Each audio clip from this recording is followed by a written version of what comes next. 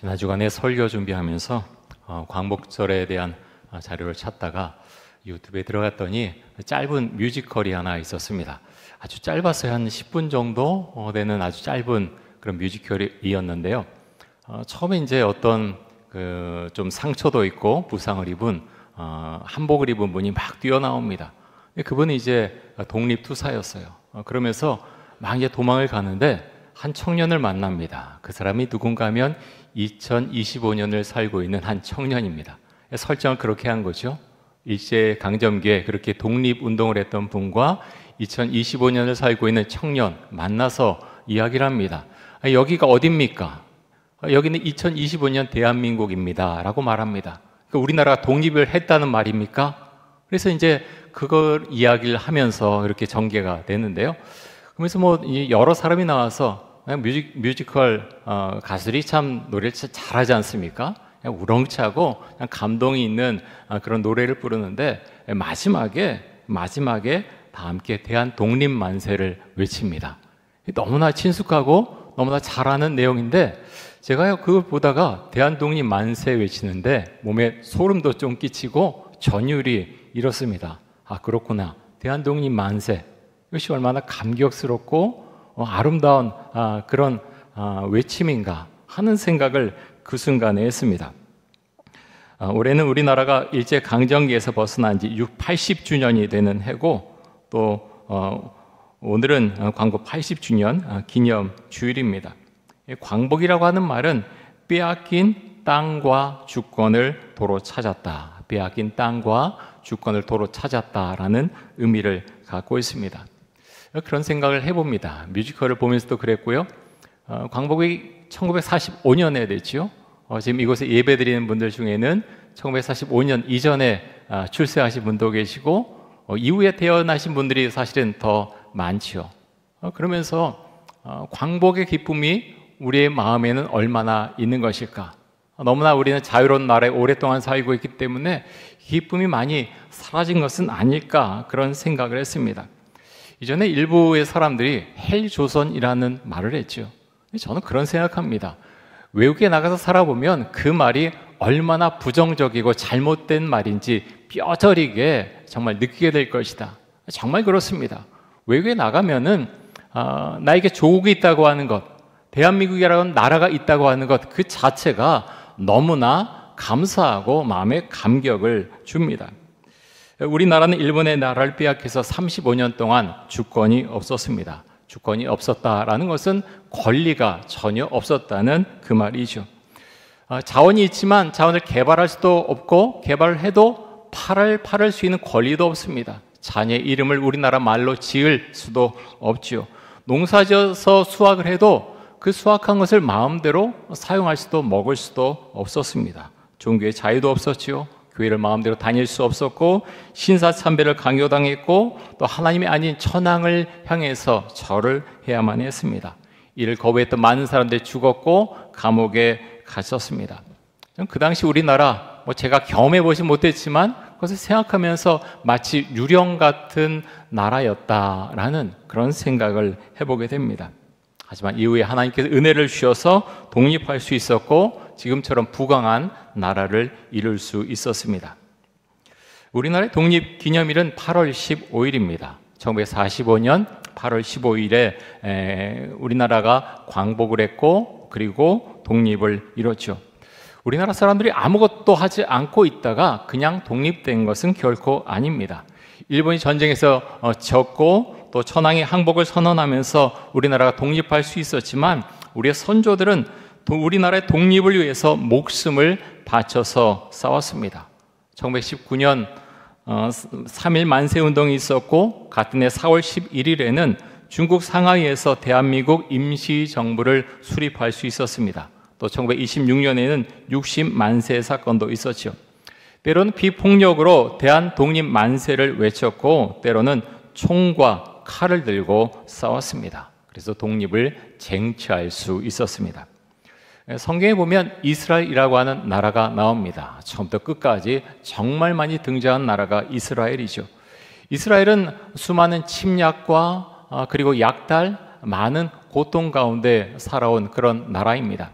그러다가 로마 제국에서 제국의 멸망을 당한 이후에 2000년 동안 그 사람들이 전부 다 흩어지지 않습니까? 2000년 동안 그렇게 흩어져 살다가 1948년 5월 14일에 독립을 선언하게 됩니다. 독립을 선언하자마자 전쟁을 했죠. 수많은 아랍에 있는 나라들과 전쟁을 치러야 했습니다. 수많은 전쟁에서 이스라엘은 승리했고 땅과 주권을 가진 나라가 되었습니다. 독립기념일이 5월 14일인데요. 전 이스라엘에 살 때 참 굉장히 인상적으로 제 마음속에 남아있는 것 중에 하나가 이날 독립기념일입니다. 다른 뭐 행사도 있고 행사도 가보고 했지만 가장 인상에 남은 것이 무엇인가 하면 이 독립기념일에 사람들이 국기를 거는 것을 보고서 너무너무 놀랐습니다. 우리나라 광복절에 여러분 태극기 다십니까? 옛날엔 참 잘 달았는데요. 아파트가 많아져서 그런가요? 태극기를 다는 그런 집들이 정말 적어졌습니다. 굉장히 마음이 아픈 일이고요. 근데 독립기념일이 되면 이스라엘은요, 집에다가 이제 그 국기를 거는데 하나를 거는 게 아니고요, 여러 개를 거는 그런 집들이 많이 있습니다. 뭐 거리에도 국기가 정말 많이 달려 있고 자동차에 거는 것을 보면 저는 깜짝 놀랐습니다. 얼마나 많은 자동차들이 국기를 거기다 꽂고 그렇게 달리며 그 나라에 대한 그런 마음을 표시하는지 저는 국기가 주는 의미가 참 이렇구나. 제 마음에 사실 깊은 감동을 받았고요. 그때 어떤 생각을 했냐면 내가 한국 돌아가면 꼭 이런 국경일에 국기는 꼭 달아야겠다. 다른 걸 못해도 국기는 꼭 달아야 되겠다 생각을 하고 그렇게 국기를 달고 있습니다. 여러분, 그래서 나를 사랑하는 방법이 여러 가지가 있지만 작은 것 우리가 실천하면 좋지 않을까 생각을 해봅니다. 우리나라에 애국가가 있죠. 애국가가 있듯이 이스라엘에도 국가가 있는데요. 국가의 제목이 하티크바라고 하는 국가입니다. 하티크바, 희망이라고 하는 뜻을 가지고 있습니다.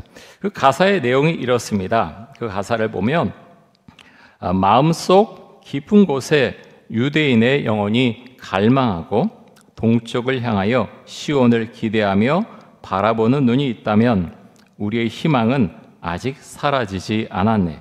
2000년의 희망, 우리 땅에서 자유로운 민족으로 살아가리라는 시온과 예루살렘의 땅에서. 근데 이 국가를 들어보신 분들이 아마 계시겠지만 단조입니다. 굉장히 구슬프게 노래가 들립니다. 하지만 그 내용을 보면 희망을 담고 있죠. 2000년 동안 나라가 없었지만 이제는 땅을 쉬었고 이제는 자유로운 민족으로 우리가 살아갈 수 있습니다라는 희망이 담겨져 있습니다. 여러분, 하나님은 우리에게 평화를 주시는 분이신데요. 하지만 그 평화는 그냥 주어지지는 않습니다. 세상에선 그렇게 말하죠. 군사력과 힘이 있어야 평화가 지켜진다라고 말합니다. 하지만 성경은 그렇게 말하지 않습니다. 성경은 하나님을 의지하는 백성이 평화롭게 살아갈 것이라고 말씀하고 있습니다. 오늘 우리가 성경 본문으로 읽은 그 말씀이 미가서입니다. 미가는 주전 8세기의 선지자입니다. 성경에 보면 주전 8세기를 살아갔던 다른 선지자들이 있는데요. 대표적인 사람이 이사야죠. 이사야, 그리고 호세아도 있고요. 아모스. 이분들이 전부 주전 8세기에 그렇게 예언을 했던 선지자들입니다. 미가는 부정과 범죄로 얼룩진 북이스라엘과 남유다에 대한 하나님의 심판을 선포를 했죠. 근데 미가서 말씀을 읽으면 하나님의 심판에 대한 말씀만 있는 것이 아니라 메시아, 이 땅에 다시 오실 메시아로 인한 소망과 회복을 노래하는 부분이 여러 곳에 있습니다. 그 중에 하나가 오늘 읽은 미가서 4장 앞부분 말씀인데요. 자, 미가 4장 1절 한번 보겠습니다.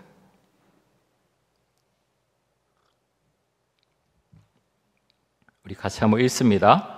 끝날에 이르러는 여호와의 전에 산이 산들의 꼭대기에 굳게 서며 작은 산들 위에 뛰어나고 민족들이 그리로 몰려갈 것이라. 자, 마지막 때가 되면 여호와의 전의 산이 산들의 꼭대기에 굳게 설 것이고 민족들이 그리로 몰려갈 것이다. 이렇게 말씀하고 있습니다.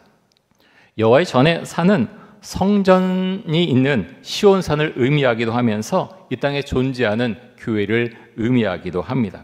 근데 우리가 생각해야 될 점은요, 꼭 우리의 눈에 보이는 어떤 건물만을 생각할지 모르지만 성경에서 말씀하고 있는 것은 꼭 건물을 그렇게 의미하고 있지는 않습니다. 성경은 궁극적으로 그런 건물이 아니라 하나님의 나라를 지향합니다. 하나님을 믿는 백성들이 가야 될 방향을 제시하고 있다라는 것입니다. 어떤 사람들이 여호와의 전으로 그렇게 몰려가겠습니까? 하나님을 알고자 하는 사람들, 하나님을 믿고 있는 사람들이 하나님을 향해서, 하나님의 전을 향해서 몰려갈 것이라고 말씀합니다. 여러분, 언제 우리가 하나님을 정말 절실한 마음으로 찾게 되나요?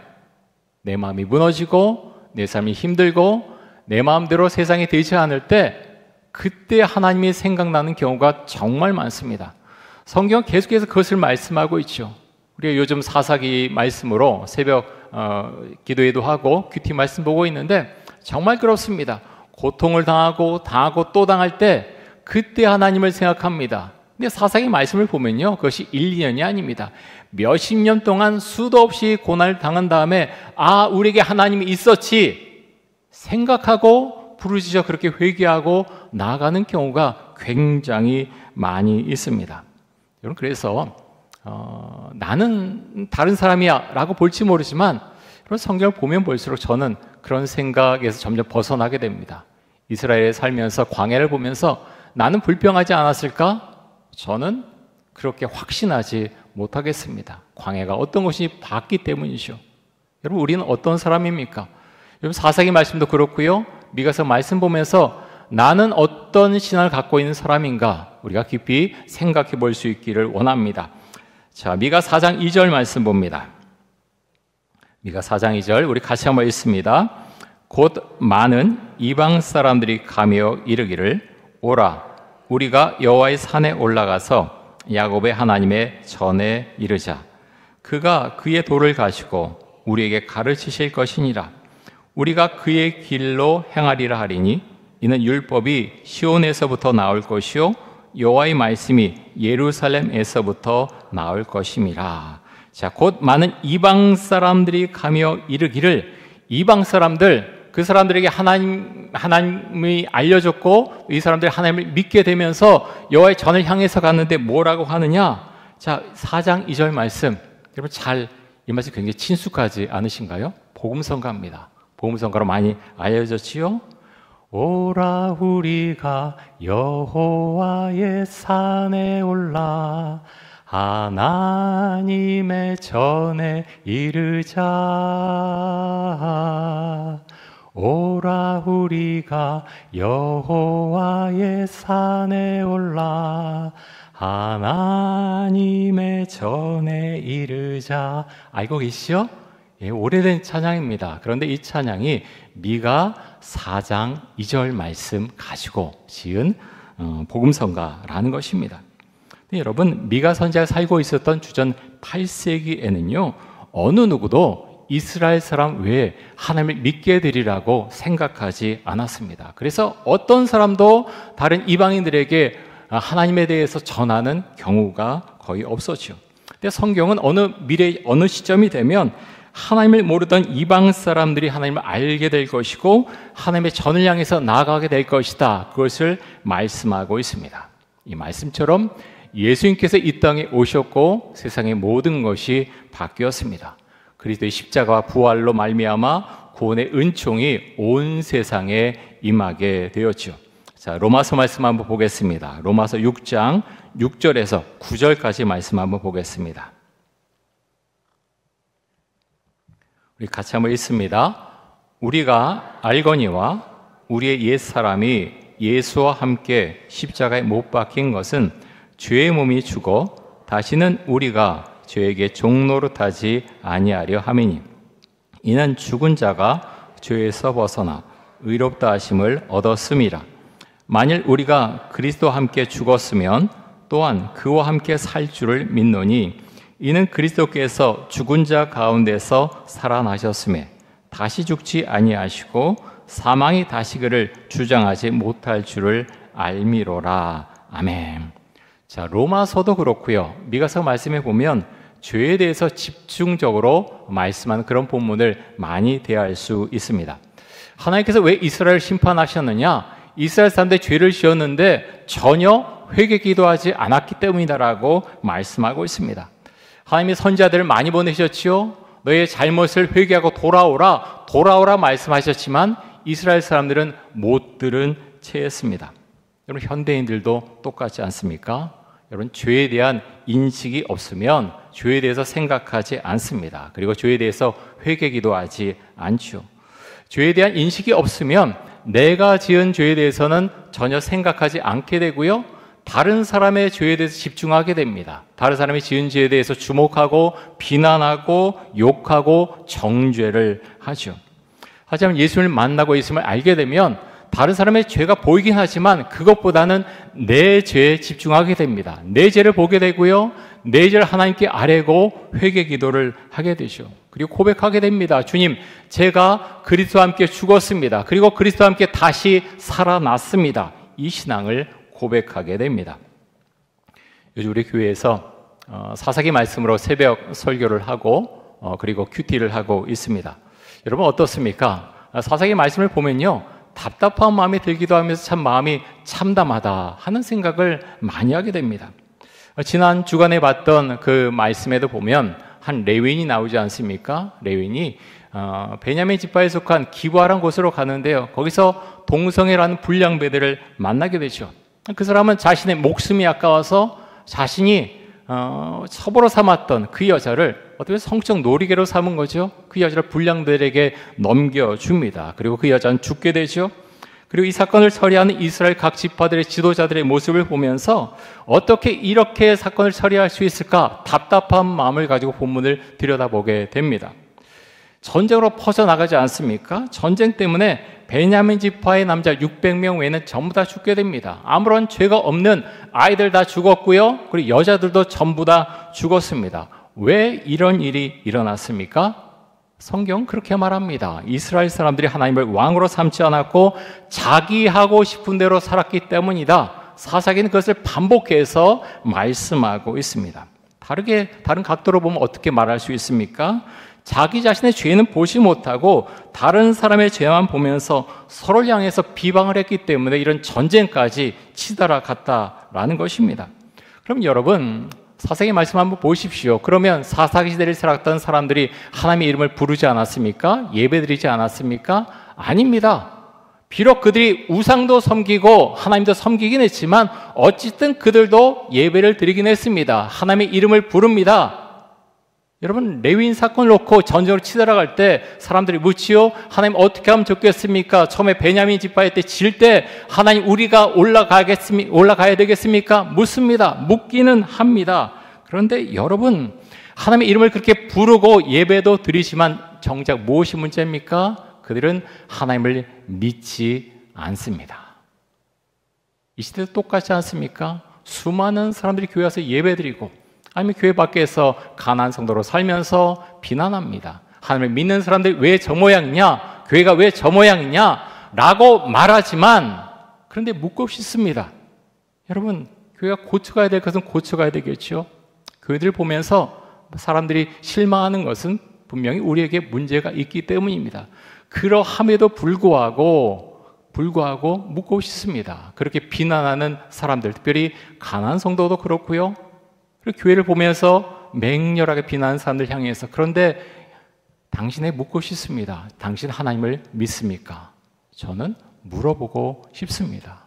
왜냐하면 어떤 비난을 피하기 위해서가 아니고요, 많은 사람들이 자신의 죄는 보지 못합니다. 예수님이 우리에게 빛과 소금으로 살라고 말씀하셨고, 성경을 보면서 봐라, 이 말씀을 가지고 다른 사람을 공격하고 비난하고 쳐부셔라 라고 결코 말씀한 적이 없습니다. 성경은요, 우리 자신에게 주신 말씀입니다. 목회자도 그렇고 장로님도 그렇고 누구라도 그렇습니다. 근데 많은 사람들이 이 말씀을 가지고 상대방을 공격하시오.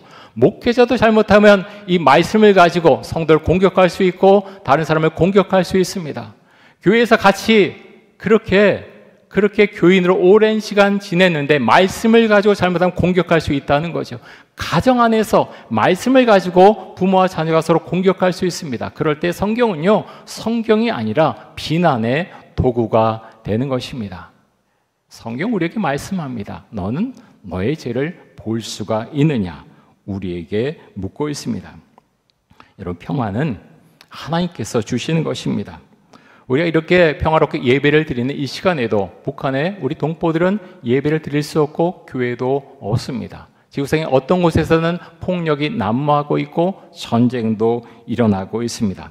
그럼 여러분, 힘이 있고 어떤 군사력에서 평화가 유지된다. 한편으로는 맞지만 한편으로는 틀립니다. 그러면 힘이 가진 국가들, 정말 그들이 있을 때 평화가 지켜집니까? 그들이 마음이 달라지면 다른 나라를 침범하지 않습니까? 다 누르지 않습니까? 다 부셔버립니다.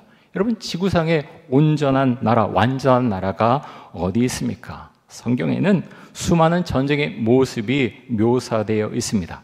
미가 선지자가 활동했던 주전 8세기에 이스라엘과 주변 국가에는 크고 작은 전쟁이 끊이지 않고 일어났습니다. 주전 8세기에 북이스라엘은 아수르에게 멸망을 당합니다. 남유다는 멸망까지 가지 않았지만 아수르에게 침탈을 당해서 곳곳이 파괴되고 주민들은 약탈을 당하고 힘든 상황 가운데 있었습니다. 그런 가운데 미가 선지자가 이렇게 지금 예언을 하고 있습니다. 자, 미가 4장 3절과 4절 말씀 한번 보겠습니다. 3절과 4절 우리 같이 한번 읽습니다. 그가 많은 민족들 사이에 이를 심판하시며 먼 곳 강한 이방 사람을 판결하시리니 무리가 그 칼을 쳐서 보습을 만들고 창을 쳐서 낫을 만들 것이며 이 나라와 저 나라가 다시는 칼을 들고 서로 치지 아니하며 다시는 전쟁을 연습하지 아니하고 각 사람이 자기 포도나무 아래와 자기 무화과나무 아래에 앉을 것이라. 그들을 두렵게 할 자가 없으리니 이는 만군의 여호와의 입이 이같이 말씀하셨음이라. 자, 하나님의 은혜가 각 나라에 임하면 칼과 창을 만든 것을 이제 그치고 농사를 짓기 위해서 보습과 낫을 만들게 될 것이다. 이렇게 말씀합니다. 여러분, 보습 아세요? 저도 이제 보습으로 뭘 한 적이 없어서, 근데 땅을 파는 농기구입니다. 그런 이 농기구를 만든다라는 의미인데요. 여러분, 그렇습니다. 하나님을 믿는 마음이 있을 때 평화가 출발하는 것입니다. 우리가 말씀을 따라갈 때 우리의 마음속에 평화가 임하는 것이고 그것이 각 나라 사람들에게 임할 때 평화가 유지가 되는 것입니다. 예수님께서 산상수훈에서 말씀하시기를 화평하게 하는 자는 복이 있나니 그들이 하나님의 아들이라 일컬음을 받을 것이라 이렇게 말씀을 하셨습니다. 평화는 하나님께서 우리에게 주시는 선물입니다. 여러분, 우리가 하나님을 잘 믿고 살아갈 수 있게 원하고요, 우리 한반도에 평화가 유지될 수 있기를 정말 원하고 기도합니다. 물론 군사력도 있어야 됩니다. 하지만 여러분, 군사력만으로 우리가 정말 평화를 이룰 수가 있을까요? 우리나라보다 강한 나라 너무나 많습니다. 중국이 그렇게 6.25 전쟁 때 참전했던 것처럼 들어온다면 우리가 막을 수 있습니까? 우린 막을 수 없습니다. 그래서 하나님의 개입, 하나님께서 은혜를 베풀어 주시지 않으면 우리는 평화를 유지해 나갈 수가 없습니다. 전쟁의 준비도 해야 되겠지만 그것만으로 우리는 평화를 유지할 수 없습니다. 더 중요한 것이 무엇인가 하면 하나님께서 평화를 주셔야 평화가 유지된다라는 것입니다. 우리가 이 믿음을 고백하면서 우리의 마음 가운데 평화가 임하고 주변 사람들과의 평화를 이루고 또 주변 국가들과 평화를 이룰 수 있도록 주의 은혜를 베풀어 주옵소서. 우리가 주 앞에 그렇게 기도하며 나갈 수 있기를 원합니다. 우리 함께 기도하겠습니다. 이 시간 기도할 때 대한민국이 하나님을 온전히 믿는 나라가 되게 하여 주옵소서. 한마디의 평화를 주시고 또 북한의 복음이 전해지고 교회가 세워지게 하여 주옵소서. 우크라이나와 러시아의 전쟁 그리고 가자 지구에서의 전쟁이 끝나게 하여 주옵소서. 우리 함께 기도하겠습니다. 사랑의 주님, 오늘 미가서 말씀을 보면서 하나님 아버지, 주께서 이 땅에 은혜를 주시길 원하고 하나님 아버지 전쟁이 아니라 평화를 주시기 원하시는 분이라고 하는 것을 우리는 너무나 명확하게 알 수가 있습니다. 하나님 아버지, 미가 선지자가 살았던 그 주전 8세기도 수많은 전쟁과 폭력이 난무하던 시대였습니다. 하나님 아버지, 우리가 지금 이 대한민국에서 평화로운 그런 나날을 보내고 있습니다.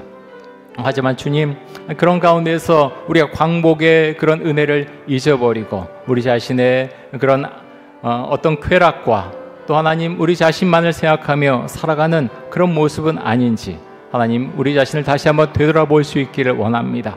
이 땅에 평화가 임하길 원합니다. 대한민국을 사랑하게 해주시고 하나님 이 나라가 정말로 주를 섬기는 그런 나라가 될 수 있기를 원합니다. 하나님 아버지여, 이 땅에 전쟁이 다시 일어나지 않도록 해주시고 하나님 상황적으로는 북한과 통일을 이룰 수 없다고 많은 전문가들이 말하지만 하나님께서 이루시면 할 수 있사오니 아버지 그 땅에 복음이 전해지게 해주시고 하나님 교회가 세워지게 해주시고 하나님 공산주의가 무너지게 해주시고 이 땅에 하나님 다시 복음으로 통일되는 그날을 주시기를 간절히 원합니다. 하나님 아버지요, 주를 바라봅니다. 하나님을 믿고 살아가면서 하나님 나는 정말 주를 정말 믿고 살아가는 것인가, 말씀대로 살고 있는가, 하나님 말씀을 우리 자신에게 먼저 적용해서 그렇게 살아갈 수 있도록 해주시고 하나님 그것을 정말 주께서 원하시는 그런 모습이라고 하는 것을 우리가 믿음으로 고백하고 또 그 신앙을 가지고 살아갈 수 있기를 간절히 원합니다. 우리에게 믿음을 주시고 힘을 주시고 믿는 사람답게 세상을 살아갈 수 있도록 주 은총과 사랑을 베풀어 주옵소서.